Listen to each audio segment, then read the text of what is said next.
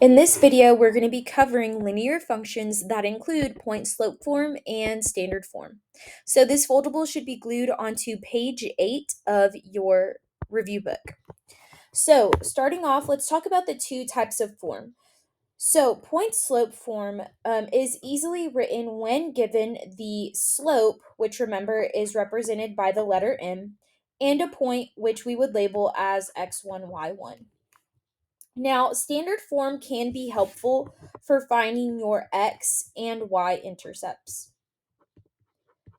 Typically, when we look at equations in standard form, we will go ahead and convert them into slope-intercept form, and there's two steps on how to do that. Move x and then divide by the number in front of y, which we'll see in a question later. So number 1 says, which of the following is the equation of the line that passes through -3, 2, and 5, -4. So because I am trying to find the equation between two lines, there's two ways on how I can do this. First, I'm going to show you the algebraic way, and then I'll show you how to do it in the calculator. So first thing I want to do is find my slope. That is my first step in writing my equation in point-slope form, which again is y minus y1 equals m times x minus x1. So I'm going to go ahead and label my points as x1, y1, and x2, y2. So slope formula, remember, is y2 minus y1 over x2 minus x1. So y2, we have -4, minus y1, which is 2, over x2, which is 5, minus x1, which is -3. Now we have double signs, which tells us we have to add. So from here, we're going to go ahead and go on to our calculator, and we're going to go ahead and press Control Divide. -4 goes on the top, minus 2. On the bottom, we have 5 plus 3. Pressing enter, we end up getting -3 over 4. So based off of finding our slope, we can go ahead and eliminate C and D. Now that I have found my slope and I have a point, I'm going to go ahead and plug this into point-slope form. So I have y minus y1, which is 2. And this equals our slope, which is -3 over 4, parentheses x minus x1, which is -3. Now, notice how you have double signs, so remember that means you have to add. So now my answers are in slope-intercept form. So when I'm going from point-slope form to slope-intercept form, basically what I'm doing is solving for y. And anytime I'm solving, remember the first thing I always have to do is distribute. And that's going to apply here when I'm going from point-slope form to slope-intercept form. So I'm going to go ahead and drop down y minus 2 equals. And I'm going to distribute -3 over 4 times x, which is -3 over 4x. Now I'm distributing -3 over 4 times 3, so we may need a calculator for that. So -3 over 4 times 3 ends up giving us -9 over 4. So after this step, remember we're solving for y. So then we want to go ahead and add 2 to both sides. So 2 cancels out, and we are left with y equals -3 over 4x. And then I'm taking -9 over 4 plus 2, and I end up getting -1/4. So minus 1 over 4. And therefore, that means that my answer is A. So this is the algebraic method that you could use to find your answer. Now, if you wanted to do this in your calculator, what we're going to do is we're going to go ahead and go into list and spreadsheets. And we're going to go up to cell A, type in X, over to B, type in Y. And then I'm going to enter in my 2 points. So we have -3, 2, and then we have 5, -4. So because I know that I am finding the equation of a line, that means that this is a linear function.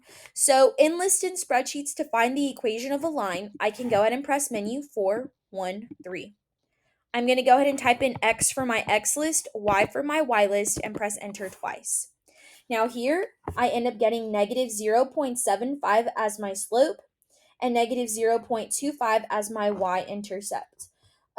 So here I end up with the equation y equals negative 0.75x minus 0.25. So if you had taken this approach and you did not know what the um, fraction equivalent of your decimals were, remember you can go into your calculator, or vice versa, you can take your answer choice and you can convert the slope into a decimal. You would see that that's supposed to be negative 0.5. And if I take negative 1 over 4 and I convert that to a decimal, again, I would also get negative 0.25. So that is just another way of solving this question if you want to go ahead and do that in your calculator. Okay, so let's go ahead and check out number 2. So 2 points are plotted on the grid. We want to know which equation in slope-intercept form best represents the line that passes through these 2 points. So I'm trying to write out this equation in slope-intercept form. So first thing I need to do is find my slope. So I've already been given 2 pretty points. So what I want to go ahead and do first is, again, find my slope. And to find slope from a graph, I'm going to do rise over run. And again, I'll show you this algebraically, and then I'll show you in the calculator. So if I'm starting off at the bottom, I'm going to rise 1, 2, 3, 4, 5, 6, 7, 8, 9, 10. Now if I go up 10, that ends up being a positive 10. Now I want to run. I want to run 1, 2, 3 to the left. And if I go 3 to the left, remember that's negative. So 10 over negative 3, remember, simplifies to negative 10 over 3. So guys, just based off of finding your slope, remember this is m, so in the form of y equals mx plus b, that should be the number attached to x. So automatically that makes my answer D. Now, had you done this in the calculator, first thing you would have had to do is identify the coordinates of your 2 points. So here, this point is negative 2, 6, and this point is 1, negative 4. So I have 2 points, and I know I'm creating a line. So I'm going to go ahead and start off by clearing out my calculator. And I'm going to open up a list in spreadsheets window. I'm going up to A,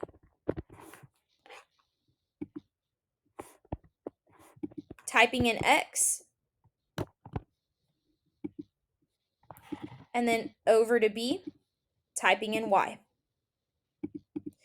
And then I'm going to enter those 2 points. So we have negative 2, 6, and then we have 1, negative 4. And then again, menu 413. X goes in my X list, and then Y goes in my Y list. Press enter twice. Okay, so now we end up having an m value of negative 3.33 repeating. So we end up with y equals negative 3.33 repeating, x, and then we have a b value of negative 0.66 repeating. So this is minus 0.66 repeating. So first thing I need to do is when I look at my answer choices, I need to check to see which one has the correct slope. So I'm going to go ahead and go into my calculator, and I'm going to convert negative 2/3 into a decimal. And I see here that that ends up becoming negative 0.66 repeating. But that is not what my slope is. That happens to be what my y-intercept, but not my slope. So I can cross out the 2 answer choices that have negative 0.66 repeating as their slope. Now I'm down to negative 11 over 3 and negative 10 over 3. So if I convert negative 11 over 3 into a decimal, I get negative 3.66 repeating, which is not what my slope is. So I can cross out B. And then lastly, if you do control divide, negative 10 over 3, you end up getting, as a decimal, I'm going to press Control Enter. You get negative 3.33 repeating, which is what matches our slope. So again, 2 ways you can go about solving that question. Okay, moving on to the next question, number 3. The table represents points on the graph of a linear function. Which equation can be used to represent the same relationship? So again, I am writing out an equation in slope-intercept form. Not slope-intercept form, I'm sorry, point-slope form. That is what my answer choices are representing. So that's y minus y1 equals m times x minus x1. So first thing I want to go ahead and do is find my slope. So here, m equals. I'm going to go ahead and find my slope using slope formula. So I have x1, y1, and x2, y2. And I'm going to go ahead and plug that into slope formula. So therefore, I have negative 50 minus negative 64 over x2, which is negative 7, minus x1, which is negative 9. Double signs tell us we have to add. So we're going to go ahead and plug that into our calculator. We're plugging in Control Divide. We have negative 50 plus 64 on the top. And then we have negative 7 plus 9 on the bottom. Pressing enter, we end up getting a slope of positive 7. So that being said, my slope is 7. I can go ahead and eliminate C and D because they have slopes of negative 7. So now I'm going to go ahead and take the first point on my table and my slope, and I'm going to plug it into the formula. So we have y minus y1, which is negative 64. This equals my slope, which is 7, times x minus x1, which is negative 9. So double signs again tells us we have to add. And off of that means my answer is A.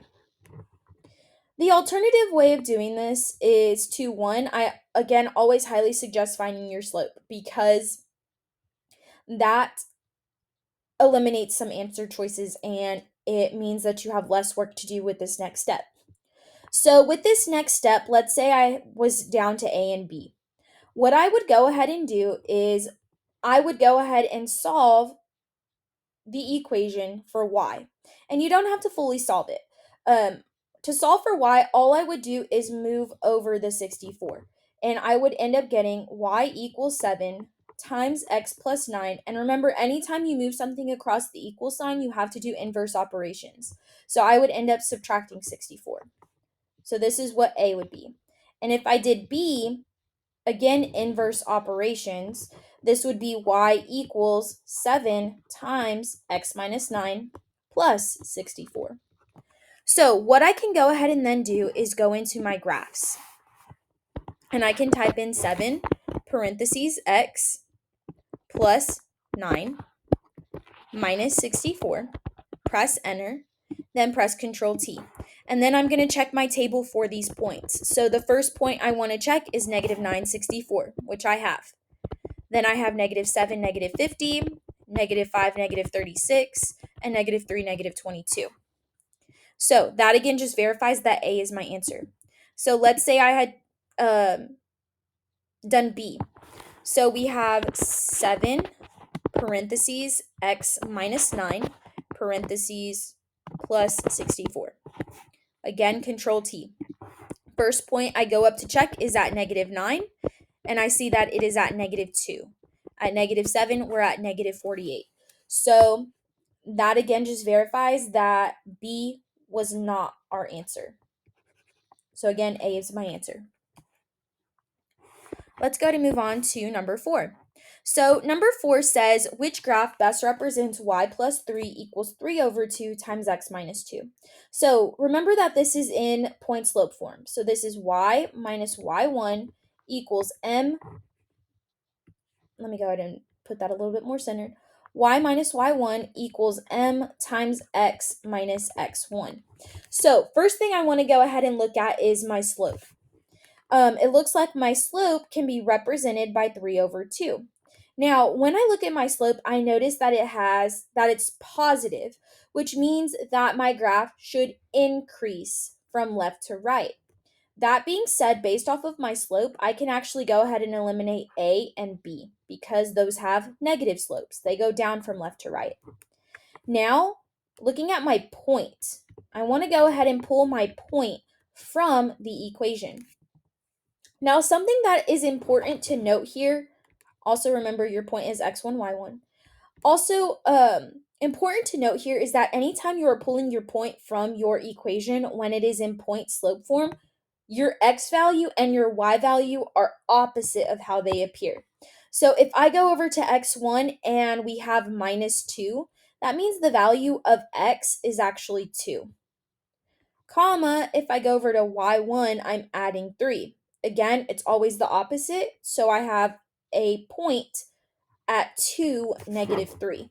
Now, if I go to my answer choices, I'm going to check to see, in all reality, you could have checked to see which graph had a slope of 3 over 2. So if I choose two pretty points on C, I have this point and I have this point. I end up going up 3, right 2, which verifies that I have the correct slope. Now I have to check that I have this the correct point at 2, negative 3, which if I go right 2, down negative 3, this ends up having the correct point. If I were to plot the point 2, negative 3 on D, it does not even contain that point. And also, if I had chosen any 2 points off my graph, I would see that I have a slope of 2 over 3, which does not match the slope I have. So here D is incorrect, and my answer is C. Moving on to 5. It says which graph represents the function 3x minus 2y equals 6. So there's going to be two ways that you can go ahead and solve this problem. So first is by converting it into slope-intercept form.